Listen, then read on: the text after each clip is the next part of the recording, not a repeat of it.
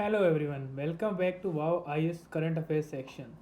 In this video, we will be discussing about current affairs of 10th to 12th July 2020.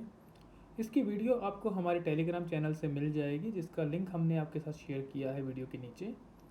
Plus अगर आपको हमारी video अच्छी लगे तो hit the like button and subscribe to our channel. Also hit the like button if you want to get latest updates. So इस video में हम discuss करेंगे 5 topics. First one is Mongolian Kanjur manuscripts, ये Buddhism के साथ related है और ये हमारा पार्ट बन जाता है आर्ट एंड कल्चर का। Second topic is UAE is in support of open skies agreement with India. अभी इंडिया और यूएई के बीच में एक बायलेटरल एग्रीमेंट रहता है एयर फ्लो के लिए, यानी एयरक्राफ्ट मूवमेंट के लिए, जिसमें limited number of aircraft are only around allowed, जो दोनों कंट्रीज़ के बीच में रन कर सकते हैं। यूएई वांट्स कि अनलिमिटेड हो जाए, कि जितने चाहे उतने एयरक्राफ्ट फ्लो कर सके और हर साल ज़रूरत ना पड़े उसको अपडेट करने की। Third topic is Malabar naval exercise to include Australia. अभी मालाबार नेवल एक्सरसाइज के अंदर 3 कंट्रीज़ हैं, इंडिया, यूएस एंड जापान। तो इंडिया अब एग्री कर रहा है कि ऑस्ट्रेलिया को भी एक्सेस दिया जाए मालाबार नेवल एक्सरसाइज के लिए। Next topic is international covenant on civil and political rights. And last topic is Rewa solar projects, जो कि एमपी के अंदर है। It has been commissioned quite recently. Our first topic is Mongolian Kanjur manuscripts. ये news में इसलिए है because ministry of culture under national mission for manuscripts, इसको आपको याद रखना है, नेशनल मिशन फॉर मैन्यूस्क्रिप्ट्स, ये मिनिस्ट्री ऑफ कल्चर इसको चला रहा है। उसने 5 volumes of this Mongolian Kanjur manuscripts को रिप्रिंट किया है। टोटल इसके 108 वॉल्यूम्स हैं और इसकी जो रीप्रिंटिंग का वर्क है वो मिनिस्ट्री ऑफ कल्चर ने शुरू कर दिया है। अब ये इम्पॉर्टेंट क्यों है? ये इम्पॉर्टेंट इसलिए है क्योंकि ये मोस्ट इम्पॉर्टेंट रिलीजियस टेक्स्ट है मंगोलिया का। It is related with Buddhism and जो मीनिंग है इसका वो ये है कि कॉन्साइज ऑर्डर्स, यहाँ कह सकते हैं the words of Lord Buddha in particular.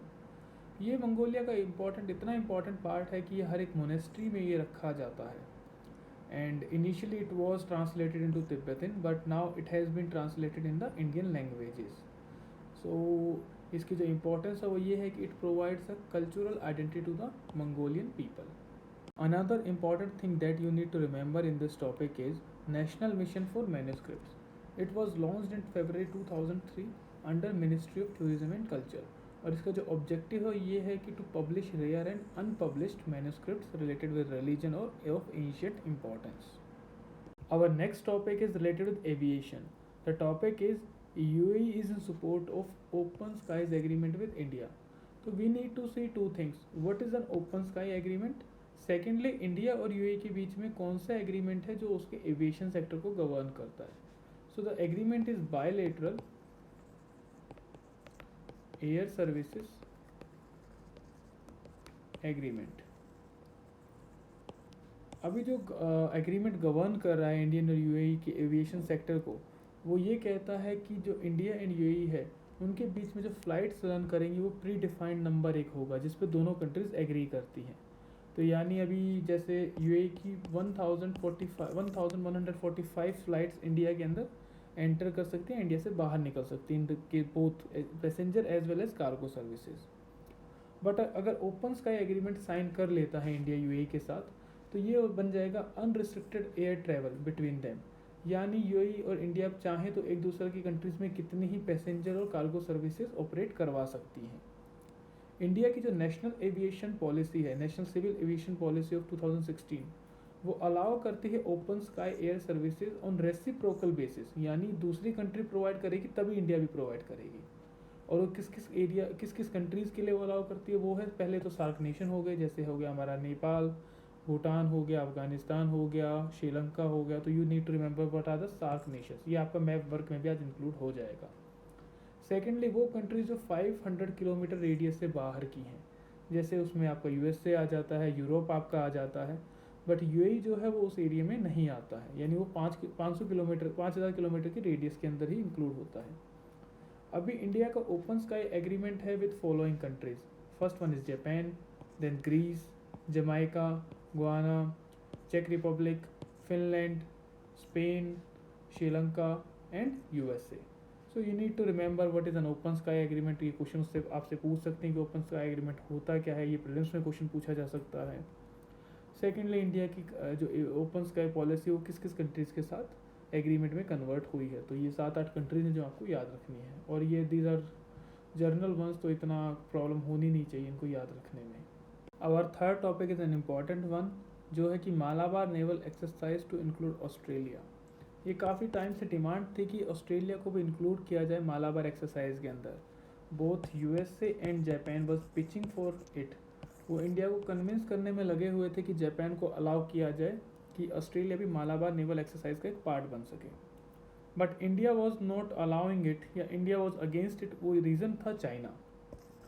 कहीं ना कहीं अगर ये मालाबार एक्सरसाइज के अंदर ऑस्ट्रेलिया को इंक्लूड किया जाता है तो एक तरह से क्वाड्रिलेटरल अलायंस बन जाएगा अगेंस्ट चाइना, और इंडिया चाइना को और ज़्यादा ऑफेंड नहीं करना चाहता था। ऑलरेडी बॉर्डर डिस्प्यूट्स हमारे चल रहे थे चाइना के साथ, and India wanted a coordinal relation बना रहे चाइना के साथ, कि चाइना जिससे कि हमसे एक तरह का नेगेटिव अप्रोच चाइना की ना बने, इसलिए इंडिया अलाउ नहीं करना चाहता ऑस्ट्रेलिया को इस मालाबार नेवल एक्सरसाइज में। तो अभी इंडिया ने रिसेंटली कंसिडर किया है कि ऑस्ट्रेलिया को अलाउ कर दिया जाए मालाबार एक्सरसाइज के अंदर। फर्स्ट ऑफ ऑल तो देख लेते हैं कि मालाबार एक्सरसाइज का बैकग्राउंड क्या है। ये 1992 में शुरू हुआ था इंडिया और यूएस के बीच में, और जापान ने इसको ज्वाइन किया है 2015 में। इसके कुछ नॉन परमानेंट मेंबर्स भी हैं, ऑस्ट्रेलिया एंड सिंगापुर, जिसमें से ऑस्ट्रेलिया को अब कंसिडर किया जा रहा है कि उसको इस एक्सरसाइज का पार्ट बनाया जाए। तो अभी उसको ऑब्जर्वर स्टेटस इंडिया प्रोवाइड कर रहा है in the Malabar naval exercise. India's agreement for Australia's inclusion in the Malabar exercise will help in more cooperation in the Indo-Pacific region and strengthening defense ties between the two nations. और अभी recently India और Australia ने sign किया है mutual logistic support agreement. इस पर आपसे question पूछा जा सकता है, और इसकी वजह से जो इंडिया और ऑस्ट्रेलिया की पार्टनरशिप का जो लेवल है वो बन गया है comprehensive strategic partnership. So you need to remember in this topic what is Malabar exercise, इसमें कौन से पार्टिसिपेंट्स हैं, ये कब शुरू किया गया था, एंड ये एक नेवल एक्सरसाइज है। देन उसके बाद रिसेंटली ये एसोसिएटेड था किसके साथ, ऑस्ट्रेलिया के इंक्लूजन के साथ, and what is the recent agreement signed between Australia and India, that is mutual logistic support agreement. So these type of question can be asked from you in the prelims portion. Our next topic is related with political and civil rights. Recently United Nations Special Rapporteur ने एक report submit की है urging Indian government to prompt an impartial investigation into the allegations of arbitrary killings, torture and ill treatment to prosecute suspected perpetrators.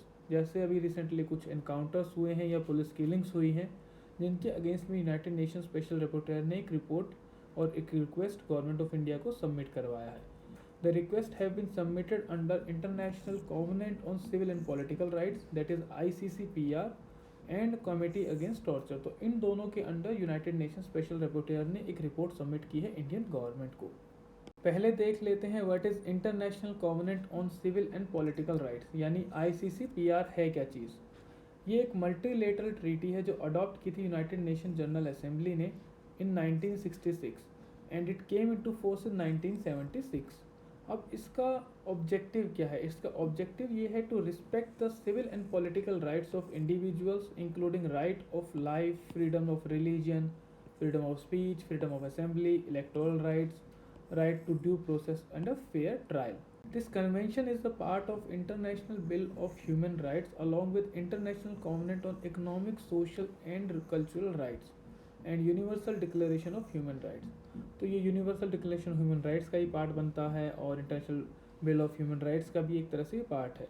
और इसको monitor कौन करता है, इसको मॉनिटर करती है United Nations human rights committee, जो कि एक सेपरेट बॉडी है from United Nations human rights council से।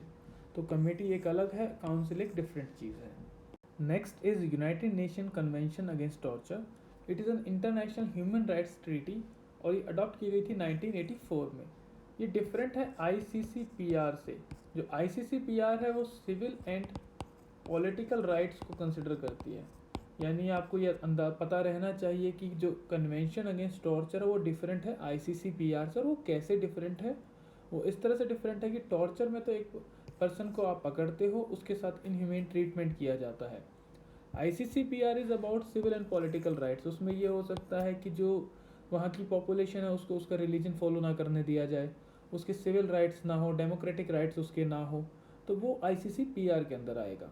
टॉर्चर के अंदर वुड बी कि एक बंदे को आपने पकड़ा है एंड उस बंदे के साथ इनह्यूमन ट्रीटमेंट किया जा रहा है। तो इस ट्रीटी का एम क्या है? Its aim is to prevent torture and other acts of cruel, inhuman और डिग्रेडिंग ट्रीटमेंट और punishment around the world. And this convention requires effective measures to prevent torture in their territory as well as their jurisdiction, and forbids state to transport people to any country where there is reason to believe that they may be tortured. United Nations convention against torture को जो body oversee करती है उसका नाम है committee against torture. It is one of the 8 UN linked human rights treaty bodies. ये चीज़ हम पहले भी अपनी वीडियोस में डिस्कस कर चुके हैं, तो you can refer to those videos regarding committee against torture, and it is very nominal information that you need to know about it, so you can see those videos. Our last topic of the day is Rewa solar project. PM prime minister mister Modi ने अभी inaugurate किया है 750 megawatts of solar power project at Rewa in Madhya Pradesh. Rewa district जो है वो पड़ती है आपकी eastern part of Madhya Pradesh में, या आप कह सकते हैं it is the eastern most district of the Madhya Pradesh, and ये टच करती है बोथ स्टेट्स को, झारखंड को भी, बिहार को भी और ऊपर यूपी को भी। The points that you need to remember about Rewa solar project is that it is developed by Rewa ultra mega solar limited.